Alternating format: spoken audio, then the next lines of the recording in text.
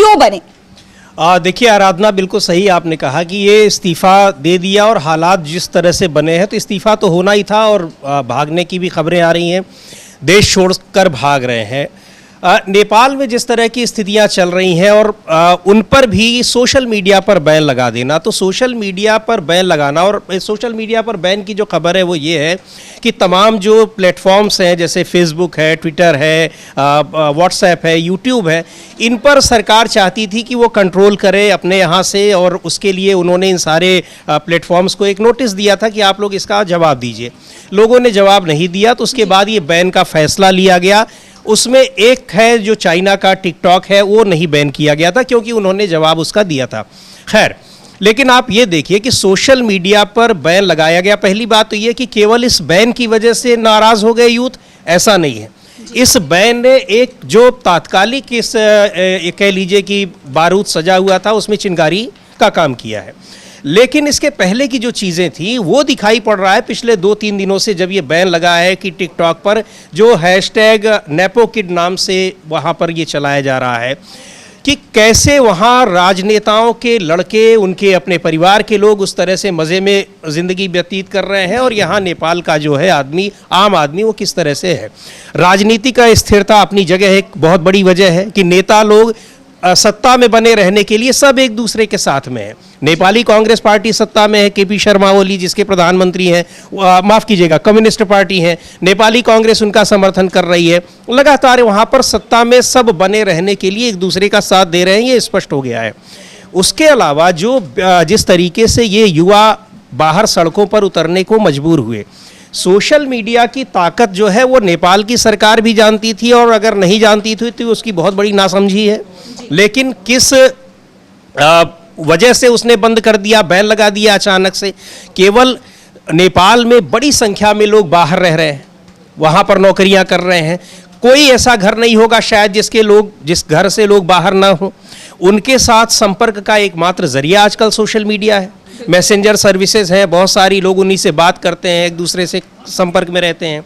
इसके अलावा social media आजकल लोगों की इनकम का कितना बड़ा सोर्स है, दुनिया भर में है, केवल वहीं पर नहीं है। इन सारी चीज़ों को आपने एक झटके में सब कुछ बंद कर दिया। लोगों को लगा कि सरकार के पास तो लोगों को देने के लिए कुछ है नहीं, अपने से, अपनी कोशिशों से, अपने एफर्ट से अगर कुछ हासिल करना चाह रहे हैं, कुछ रेवेन्यू अर्न करना चाह रहे हैं तो उस पर भी सरकार बैन कर दे रही है।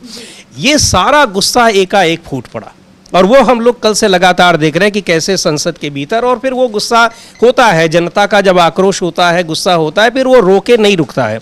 लेकिन यहाँ पर जिस तरीके से सरकार ने रोकने की कोशिश की, गोलियां चली और जिस तरह से किया गया, तो फिर इसका ये नतीजा होना ही था जो दिखाई पड़ रहा है। तो ये कुल मिलाकर ये वहाँ की बहुत सारी चीज़ों को एक लाकर रख दिया कि सरकारें भ्रष्टाचार में लिप्त है। कल जिस तरह से आज भी और कल भी जो प्रदर्शन हो रहे हैं उसमें बैन की बात तो सेकेंडरी हो गई है, उसमें अब सरकार का भ्रष्टाचार, नेताओं का भ्रष्टाचार यही सामने आ गया है। तो ये सारी चीज़ें हो गई और अब जो दिखाई पड़ रहा है बिल्कुल श्रीलंका वाली स्थिति, कल से ही लग रहा था कि स्थिति वही होने वाली है और आज वो सब चीज़ें सामने आ गई हैं। हालांकि सरकार ने देखिए सुबह ही आज बैन वापस ले लिया था, लेकिन आपने इतना सब कुछ करने, और क्या आपको पता नहीं था कि जो इतना बड़ा यूथ उसकी आय का भी इतना बड़ा साधन है, वो ज़रूरतें हैं उसकी सोशल मीडिया, आपके पास अपना तो कोई ऐसा प्लेटफॉर्म है नहीं, ना आप विकसित कर सकते हैं, ना विकसित कर पाए हैं, और जो जिसके ज़रिए वो पूरी दुनिया से जुड़े हुए हैं,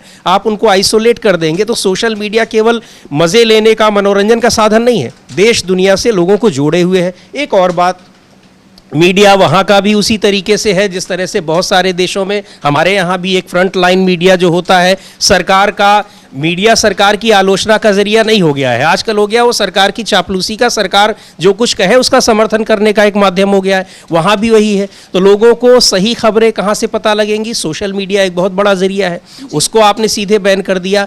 तो पूरा गुस्सा जो है वो कई सारी चीज़ों के लिए उमड़ रहा था और इस बैन ने उसको एकाएक भड़का दिया। जी बिल्कुल, यानी देखा जाए तो नेपाल का जो युवा है वो भड़का तो था एक फैसले की वजह से। सोशल मीडिया पर बैन लगाने का फैसला 4 सितंबर से नेपाल सरकार ने देश में सभी तरह के 26 सोशल मीडिया प्लेटफॉर्म्स पर बैन लगाया था। और हालांकि सरकार का तो कहना था कि ये प्लेटफॉर्म्स रजिस्टर्ड नहीं थे देश में, इसलिए बैन लगाया गया। लेकिन जिस तरह से युवाओं ने इसका विरोध किया वो वाकई में बहुत बड़ी कहानी कहती है कि इसके पीछे केवल एक वजह यह नहीं थी कि सरकार के पास ये प्लेटफॉर्म्स रजिस्टर्ड नहीं थे। सोशल मीडिया आज के देश में ना सिर्फ एक जानकारी का जरिया है बल्कि एक बहुत बड़ा हथियार भी है, जिसके जरिए कई अहम खुलासे भी सामने आते हैं। आप अपने भी जीवन में सोशल मीडिया की इंपॉर्टेंस देख सकते हैं कि आज की डेट में सोशल मीडिया एक दूसरे से जुड़ने का, जानकारियों को पाने का कितना अहम प्लेटफॉर्म बना हुआ है। सोशल मीडिया के बिना मतलब मुमकिन नहीं है कि जानकारियों का आदान प्रदान उतना आसान हो पाए। और जैसा कि अभी आपने कहा समीर जी कि आज की तारीख में जब मीडिया भी बटा हुआ है, ज्यादातर मीडिया सरकार के पक्ष की खबरें दिखाने में जुटा हुआ है, ऐसे वक्त में सोशल मीडिया ही एक ऐसा जरिया है जिसके जरिए सच लोगों के सामने आ सकता है। और सबसे बड़ी बात, ये आम लोगों के हाथ में है। सोशल मीडिया पर जो जानकारियां आती है वो आम लोगों के उनके ही जरिए आती हैं। तो ये जानकारियां काफी हद तक वो होती हैं जिन्हें दबाने की कोशिश की जाती है। और जब सरकार ने सोशल मीडिया प्लेटफॉर्म्स पर रोक लगाई तो ये आरोप लगे कि सरकार अपना भ्रष्टाचार छुपाने के लिए इस तरह के कदम उठा रही है और इसीलिए युवाओं का गुस्सा भड़का। और आपने देखा, कल भी हमने आपको इन सब खबरों से रूबरू करवाया कि कैसे इन प्रदर्शनों को दबाने के लिए सरकार ने बल का प्रयोग किया, सेना तक मैदान में उतर आई और प्रदर्शनकारी युवाओं पर गोलियां चलाई गई। 19 लोगों की मौत की खबरें हैं और 300 से ज्यादा प्रदर्शनकारी घायल है। समीर जी, ऐसे में आपको क्या लगता है कि सोशल मीडिया बैन का ये जो फैसला है सरकार का, वो उस पर किस तरह भारी पड़ गया है? क्या कहेंगे आप इस पर? जी, बहुत ज़बरदस्त तरीके से भारी पड़ गया है। खबरें जो नेपाल में लोगों से, बहुत सारे पत्रकार हैं उनसे आप बात करिए, उनका ये कहना है कि कल से लेकर आज तक, कल जो घटना हुई है, काठमांडू के जो अस्पताल हैं भरे पड़े हैं घायलों से। अभी भी बहुत सारी खबरें वहाँ पर नहीं आ रही हैं इस तरीके से। अच्छा, विजुअल्स देखे ही सब लोगों ने किस तरह वहाँ पर इसको रोकने की कोशिश की गई। सरकार वहाँ आंदोलनों को ऐसे ही रोकती है। अगर आपको याद हो 2015 में मधेसी आंदोलन चला था, उसको भी इसी बहुत ही ब्रूटल तरीके से, बर्बरतापूर्ण तरीके से रोका गया था, रोकने की कोशिश की गई थी। लेकिन है क्या कि अब आप किसी चीज़ को आप एक लंबे समय तक एक ढंग से आप नहीं कर सकते हैं। एक तरफ सरकार आम जनता के लिए होती है, उसके लिए कुछ काम करती है, वो आप नहीं करेंगे। हर महीने, 2 महीने में, 4 महीने में, साल भर में सरकार बदल रही है, कोई इधर प्राइम मिनिस्टर बन रहा है, कोई उधर, सब एक दूसरे का साथ दे रहे हैं। 2008 में जब से वहाँ पर लोकतंत्र की स्थापना हुई है, राजशाही खत्म हुई है, उसके बाद से आज तक वहाँ पर, यानी इन 17 सालों में 14 सरकारें बदल चुकी हैं। कोई सरकार 1 साल 1.5 साल नहीं रही है और इन सालों में कोई भी किसी एक पार्टी को बहुमत नहीं मिला है। तो वहाँ पर राजनीति का स्थिरता अपनी जगह है, वो ठीक है। लेकिन राजनीति का स्थिरता होने के बावजूद सरकार आप चला रहे हैं, जिस वजह से राजशाही का खात्मा हुआ, लोकतंत्र की स्थापना हुई, तो दिखना भी चाहिए। लोकतंत्र केवल इसमें नहीं दिखना चाहिए कि इलेक्शन हो गया, सरकार बन गई, उसके बाद जो मन चाहे वो करे, वो काम वैसे ही करेगी। और अगर उनके खिलाफ आवाज़ उठ रही है तो उसको इस तरीके से दबाने की कोशिश हो रही है। 2015 में मधेसी आंदोलन को दबाने की कोशिश हुई। तो फिर यहाँ सीधे सीधे आपने यूथ को अपना दुश्मन बना लिया, पूरा यूथ। वो यूथ जो रोज़गार के लिए भटक रहा है, दुनिया के तमाम देशों में कोशिश कर रहा है, जा रहा है, वो यूथ जिसके पास नेपाल में कुछ रोज़ी रोटी का साधन नहीं है और बहुत सा नहीं है, मतलब काफ़ी कम है ये कहा जाए, बिल्कुल नहीं है ऐसा तो नहीं होगा, लेकिन बहुत कम है। उसने इस सोशल मीडिया को आज के दौर में अपने रोज़गार का साधन बनाया। इन सारी चीज़ों को लग रहा है कि आपने समझा ही नहीं और सीधे आपने उसको बैन कर दिया। ठीक है, वो जिस देश में काम कर रही हैं कंपनियां, उनको वहाँ पर रजिस्टर्ड होना चाहिए, उनकी कुछ जवाबदेही बनती है, ये सारी चीज़ें अपनी जगह। लेकिन उसके लिए आप उन सरकारों से बात करिए, वहाँ पर आप उन पर कोई कदम उठाइए, कार्रवाई करिए, या किस तरीके से आप उसको मैनेज करेंगे। उसके लिए ये तो नहीं होगा ना आप उसको बैन कर दें। बैन करने का क्या मतलब हुआ? कहीं किसी भी देश में अगर इस तरह से सोशल मीडिया या जो दूसरे मीडिया के प्लेटफॉर्म हैं उनको बैन करने का मतलब हुआ कि आप पूरी दुनिया से अलग थलग पड़ गए। तो नेपाल के लोगों को लगा, या लगने की क्या बात है, वो सही है कि वो तो पूरी दुनिया से अलग हो गए। अच्छा, अलग होकर रह गए, केवल इतना ही नहीं है, उनके परिजन बाहर हैं, उनसे कैसे संपर्क होगा, क्या होगा। तब फिर ये सरकार के खिलाफ ये गुस्सा फूटा है और उसकी परिणति इसी में दिखाई पड़ रही थी जो कुछ हुआ है। अच्छा, उस पर इतने ब्रूटल तरीके से उसका दमन आप करने की कोशिश कर रहे हैं। अगर यूथ आ गया है उसको समझाने की कोशिश की जानी चाहिए, रोकने की कोशिश की जानी चाहिए। ठीक है, नाराज है, गुस्सा है, वो तो रहेगा ही, आप उसको समझाइए। या ये जो बैन आपने वापस ले लिया, इसका फैसला आप कल ही कर लिए होते। आप ये कैसे मान गए कि पूरा काठमांडू में पूरे नेपाल का यूथ उमड़ पड़ा है, विरोध में सरकार के खिलाफ आ गया और आप उसको गोली चलाकर वापस कर देंगे? ये तो आप आंदोलनों का इतिहास आप देख लीजिए, गोली चलाकर किसी आंदोलन को नहीं रोका गया, नहीं रोका जा सकता है। अगर क्षणिक रूप से रोका भी गया, वो और भी ज़्यादा खतरनाक तरीके से बाहर निकल कर आएगा। तो ये सारी कमियां वहाँ पर सरकार की तरफ से रही। उसी समय अगर घोषणा कर देते, ठीक है आप लोगों को दिक्कत हो रही है तो हम इसको वापस ले रहे हैं, तो शायद जो एक वो था, मतलब उसको मैनेज किया जा सकता था कि इस आंदोलन को वहीं पर रोक दिया जाता, शायद, मैं कह रहा हूं, क्योंकि वो गुस्सा केवल उस वजह से ही नहीं था। सरकार के भीतर व्याप्त भ्रष्टाचार और सरकार की नाकामियां, ये सारी चीज़ें इस गुस्से को सारी चीज़ें एकजुट हो गई हैं।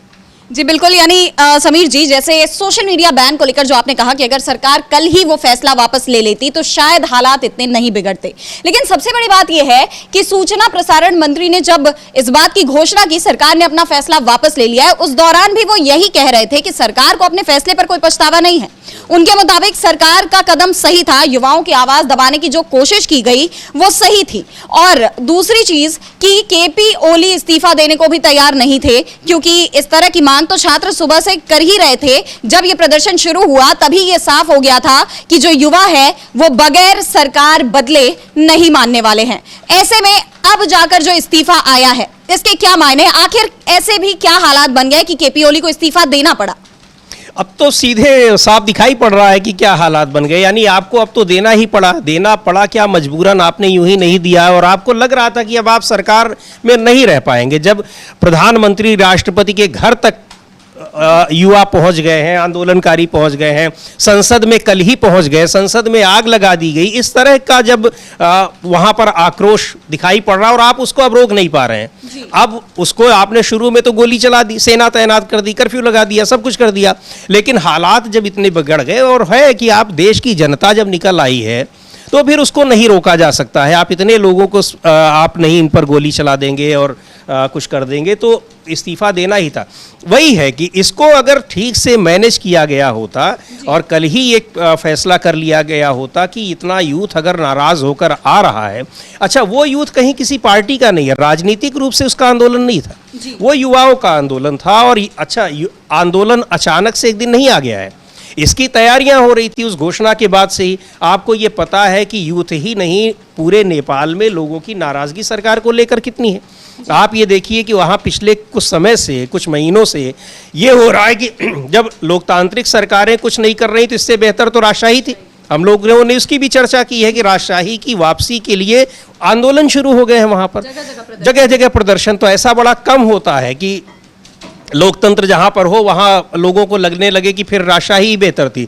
अगर ये स्थिति नेपाल के भीतर बन रही है तो इसका मतलब वहाँ पर लोकतंत्र कितना फेल हो चुका है पूरी तरीके से। उसमें वो अपने को साबित नहीं कर पाया कि नेपाल में लोकतंत्र स्थापित करना किसी मतलब का रहा, अपना मकसद हासिल कर पाया। तो उसके लिए आपको एक माहौल बनाना चाहिए, लेकिन उस माहौल को बनाने के बजाय जिस लोकतंत्र की स्थापना के लिए आप इतना लड़कर आए, उसी लोकतंत्र में आकर उसका हिस्सा बनकर आप तानाशाहों की तरह से उसका दमन कर रहे हैं लोकतांत्रिक तरीके से जब आवाज़ उठ रही है। तो इसमें इस्तीफा देना ही था, ये स्थिति आनी ही थी और हालात वहाँ न बिगड़ने पाएँ इसकी वहाँ पर कोशिश की जानी चाहिए। अब आगे देखते हैं क्या होता है, लेकिन देखकर तो नहीं लग रहा है कि ये युवा अब खामोश बैठने वाला है। अच्छा, एक चीज़ और भी है, अब ये है कि इनके पास आगे का रास्ता क्या है। आगे का रास्ता चुनेंगे तो एक प्रधानमंत्री हटे, केपी शर्मा ओली किसी दूसरे को बना देंगे, तो ये चीज़ें तो वहाँ पिछले 17 साल से हो ही रही हैं। आगे का रास्ता और भी कठिन दिखाई पड़ रहा है। अब इसमें जो एक तबका वो आंदोलन चला रहा है कि यहाँ राजशाही की वापसी होनी चाहिए, उनके बीच में और इन लोगों के जो लोकतंत्र के समर्थक हैं, अब एक और कन्फ्रंटेशन होने की आशंका दिखाई पड़ रही है। तो नेपाल के हालात जो है वो बहुत ख़राब होते दिखाई पड़ रहे हैं। अब देखते हैं कि अब केपी शर्मा के प्रधानमंत्री के इस्तीफे के बाद स्थितियाँ किधर को जा रही हैं?